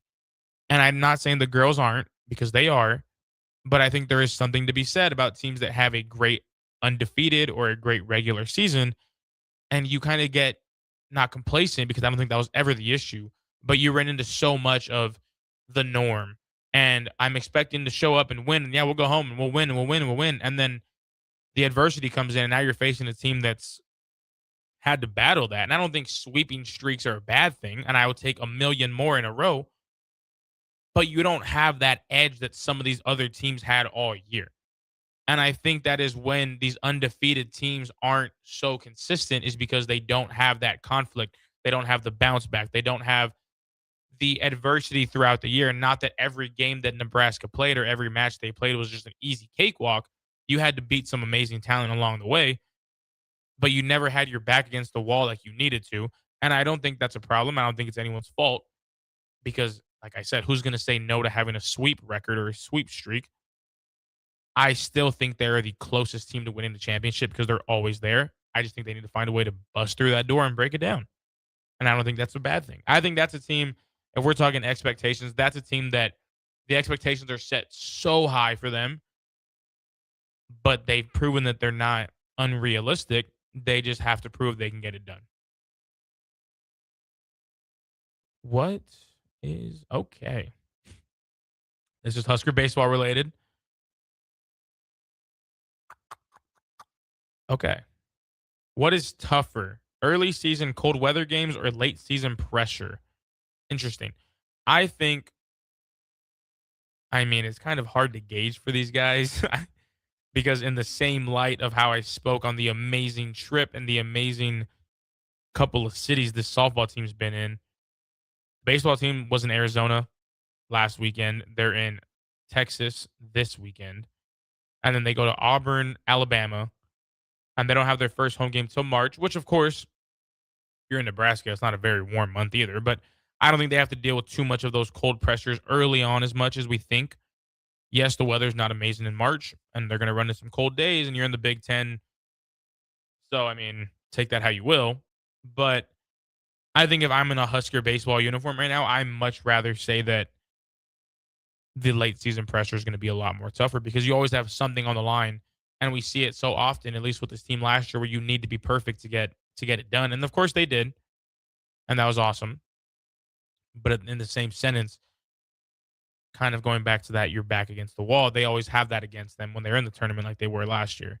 And I don't think that's a bad thing, because it built them for it. But in terms of pressure and in terms of difficulty, I'd much rather play a cold early season game than a game where every single pitch matters. Not that I don't like those games. Coach Christie, if you're watching, put me in those. But along the same lines, I think those games mean nothing in the grand scheme of pressure. I think cold weather is cold weather. You come to Nebraska, you come to Lincoln, you come to Omaha, you come to wherever any school you're playing at is, you know what the weather's going to be like. You kind of brace for it. Was I ready for it? No. Did I hate it? Yeah.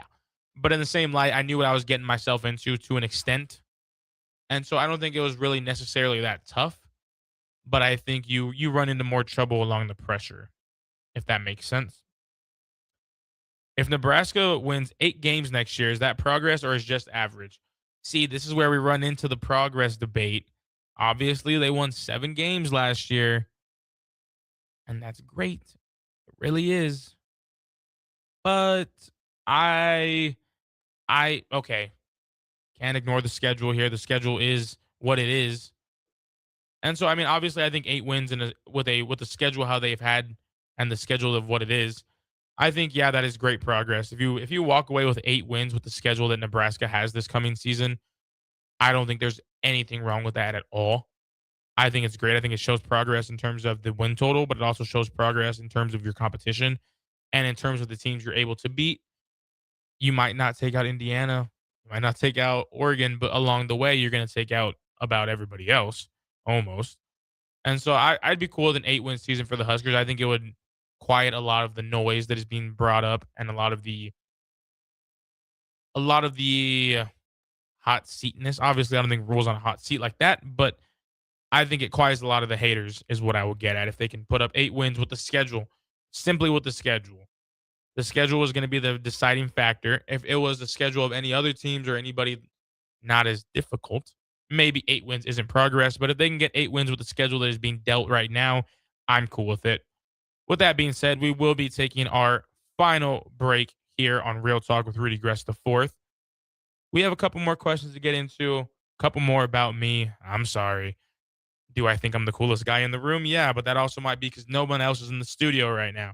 With that being said, make sure to keep it tuned right here to 93.7 The Ticket and theticketfm.com. MWR, a local company of Lincoln, is proud to announce they are able to offer their own post-frame building packages in metal to anyone desiring a building, whether you're a contractor or a DIYer. They can install your building as always, and they offer multiple different rib profiles and loads of color options, including the wood grain metal at great competitive prices. You can inquire at mwrbuildingandfence.com or just draw your desired building and submit it in their contact us page, and they'll get back to you. Call MWR today at 402-540-8966. Bauer Underground has been serving local contractors and utility contractors all across the state since 1997. When you see the black and white trucks, you know that the best workers in the business have arrived. Bauer is currently looking for equipment operators, laborers, diesel mechanics, and aerial linemen. Join the brotherhood built on hard work, authentic people, and a pedigree of success. They're offering top-notch benefits, a matching 401k, and a $600 per year clothing allowance. Bauer Underground, a family-friendly company with plenty of room for advancement. Empire Netting and Fence delivers top-quality netting and fence solutions. From major sports venues to backyard installs and everything in between, coast to coast. We take on tough jobs with grit, integrity, and a strong commitment to safety. Empire is growing, and we're hiring motivated people ready to grow with us. We build each other up, and we're building something big. Think you've got what it takes? Apply now at empire-fence.com. That's empire-fence.com. Are you tired of living in pain?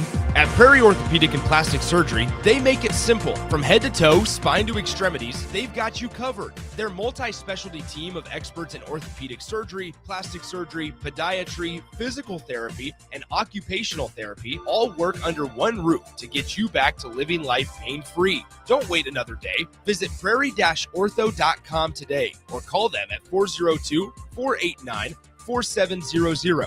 Prairie Orthopedic and Plastic Surgery, where healing begins. Nutrition Authority invites you to check out the top-selling Epic Effects. Epic Effects is designed to help blast body fat, curb cravings, and provide smooth energy so you can cruise through the day. Home of free samples and better than internet pricing, Epic Effects can only be found in Nutrition Authority. For store info, visit mynutritionauthority.com. Make your next event unforgettable with Grazing Gouda, your local artists and experts in charcuterie and grazed tables. From boardrooms to ballrooms, they turn gatherings into experiences with stunning spreads of artesian cheeses, cured meats, fresh fruits, and gourmet bites. Perfect for corporate luncheons, weddings, parties, or any celebration that deserves a wow moment. They handle the details.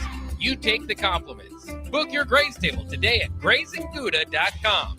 Grazing Gouda, because every event deserves to be savored.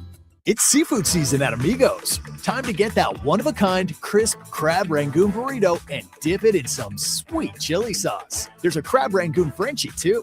Enjoy grilled fish, grilled shrimp, or crispy fish tacos, wrapped in warm whole wheat tortillas, topped with pico de gallo, cabbage, and Amigos Chipotle mayo sauce. From jumbo shrimp baskets or fish and chips to fish tacos, there's something for everyone. You'll love the bold, fresh flavors of seafood at Amigos. Amigos is serving up a brand new way to score the bold, fresh flavors you love with 8 affordable value meals. At $5 and $6, these meals are easy on the wallet, so treat yourself anytime. Sink into the new 3-cheese melt or taco melt, both stacked with crave-worthy flavor in every bite. There's crunchy taquito dippers, too, perfect for dunking in Amigos' famous ranch or spicy cheese. Big flavor, small price. Value meals at Amigos. Most resolutions for the new year fail before January is even over. Why not resolve to just be a little bit cleaner in 2026? Nebraska Auto Detail is here for you. Now through March 30th, if you purchase a ceramic coating, you'll get a free interior detail. There's no better way to start your year than taking care of your car and decluttering the mess that it becomes so easily. Book your detail today at nebraskaautodetail.com or call Joe and the team at 402-601-5086. MHC isn't a new company, just a new name. Moe's Moving is now Moe's Home and Commercial. Whether moving across town or across the state, MHC Moving has you covered, specializing in home, apartment, assisted, and independent living moves. MHC can handle your commercial moves as well. MHC Moving has 0 hidden fees. You'll never pay for same-day booking or be charged for stairs, heavy items, or elevator fees. Rates are the same Monday through Saturday, and you will never pay a truck or fuel surcharge. And they offer payment plans through PayPal. Call MHC Moving today at 402-853-7167 or go to mhcmoving.com. Bagels and Joe is the best place to start off your mornings, and you can order your breakfast ahead of time on their app. February's cream cheese flavor is white chocolate raspberry. Pair it with a strawberry cold foam. Stop by any of their 4 locations in Lincoln and their location in Seward. Bagels and Joe. 93.7 The Ticket is proud to provide listeners with daily opportunities to win contests and prizes on our airwaves, and would like to take this opportunity to remind you of a couple rules. All participants must be 21 or older and must wait 30 days after winning a prize to participate in another contest. Once you win, you have 30 days to pick up your prize at the KNTK Studios, 1040 O Street in Lincoln, or your prize will be forfeited. Thank you for participating in our contests, and thank you for listening to 93.7 The Ticket. Now back to Real Talk with Rudy Gres IV on 93.7 The Ticket. That is right. Welcome back to Real Talk with Rudy Gres IV here on 93.7 The Ticket and theticketfm.com. As always, final segment here. If you want to send in any last buzzer beater questions, that'll be 402-464-5685 to the Ticket text line here. Got some questions to finalize some things about myself here. These are some questions, I'm not going to lie, that I got them earlier, as in earlier in the show. And I was like, you know what? This would be great to end it with. So, roommate text here. What is my current walk-up song and why? Well, I have 2, but the one I'm going to rock with is Después de la Playa by Bad Bunny, which... there's not really words in that part. It's just straight beat, straight, Puerto Rican type of music, which is awesome. I think I'm always like real peculiar about my walk-up songs and why I'm using them and what it means and all this, that, and the third. But I wanted to have something that was kind of a little bit more to my roots here and a little bit more fun. I'm always trying to do something that's fun. Last year I had Holla Back Girl by Gwen Stefani, and then I had Wanna Be a Baller by Lil Troy. So I was a fun one. This year I wanted to keep it going, but also something that kind of amps me up. I think I've realized the more that I'm amped up, the better I am. And so maybe I don't need something like super slow or country. I know that's big here, but that's not big. I'm not from that part of Texas. But so that's what I'm with. I mean, I really picked it just because I think it's fun and it'll lock me in, which is super cool. I know there's some people that kind of pick walk-up songs to kind of fit their playlist. And don't get me wrong, I listen to Bad Bunny quite a bit, but it's not really that's my favorite guy type of thing. It's just I want to be grooving when I go to the plate, I want to be like, oh, this guy's got it going. Now this one from a kid I used to coach, goes to Norris High School. Rate my drip this season. Rate my gear that I'll be wearing is what he's asking. I think I got some decent style compared to some other dudes on this team here. I rock a forearm sleeve. I got the turtleneck. If it's cold, I leave the sleeves on. If it's hot outside, I'll cut them off. And then of course I have the tattoos down the sleeve on the left arm. I got the hair going. I just feel I sound like I'm glazing myself right now, but at the same time, it's like, do I think there's anybody cooler than me on the team? I'm sorry to all 54 of my teammates, but the answer is no, not by a long shot. So I think it's there. I like it a lot. I have fun with it. I'm a long pants type of dude. I'm not rocking stirrups or nothing. I like my Jordan elbow guard, Jordan leg guard. Got some new cleats recently. I don't care about my style in terms of impressing people. I just want to look cool and feel cool. Like Deion Sanders said, you look good, feel good, you play good, they pay good. Am I going to get paid from this? Probably not, but it's all good. Jordan Brand, if you want to sponsor me, I'm with it. Yeah. Do I dress up for game days on the bus? Absolutely not. I don't know how people can sit in those polos or whatever it may be. If we have to wear them on the bus, I'll wear them on the bus. And then as soon as I'm in my seat, I'm changing into sweatpants, or if that's allowed. Sometimes it's not, sometimes it is. But I'm a sweatpants and I'm a hoodie guy. I got my Crocs going. I got my headphones on, and I'm just chilling at the back of the bus. It's like we got to play a game in a little bit or tomorrow. I'm good on all that. I don't need to look like I'm going to a LinkedIn event. I'm chilling, Coach. Coach Christie, if you're hearing this, let's ban the polos. But anyways, I understand how classy we look and how good we look as a team. So if we're traveling like to Florida, like we will be, I'll wear whatever we're required to wear. One of the final questions I'll get into here. Am I superstitious or routine based? Which is, ironically enough, I got asked this last night, and my answer is kind of. Like I said, I'll tie it into the turtlenecks, but something people don't know, since I was a kid, I've had this obsession with Tootsie Rolls, and it plays in a little bit into a little bit about who I am, and I love my Tootsie Rolls, all this, that, and the third. So every game, I got to have the Tootsie Rolls in the back pocket. And of course, when something goes bad, I'll eat a Tootsie Roll, calm me down. I'm a kid again, whatever. That's one of them. Other than that, I'm always rocking neon green grip tape. You'll see it on the bat this year if you come up to a game, whatever it may be. Am I superstitious? No, I'm a little stitious. But with that being said, thank y'all to everybody who tuned in, everybody who was texting my number, all my teammates who are texting me directly, asking me some questions. I really appreciate it. With that being said, enjoy the rest of your Sunday here from wherever you're watching, whether you're in the snow, whether you're in Texas where it's warm again. Jealous. But that being said, thank y'all for tuning in. This was Real Talk with Rudy Gres IV here on 93.7 The Ticket and theticketfm.com.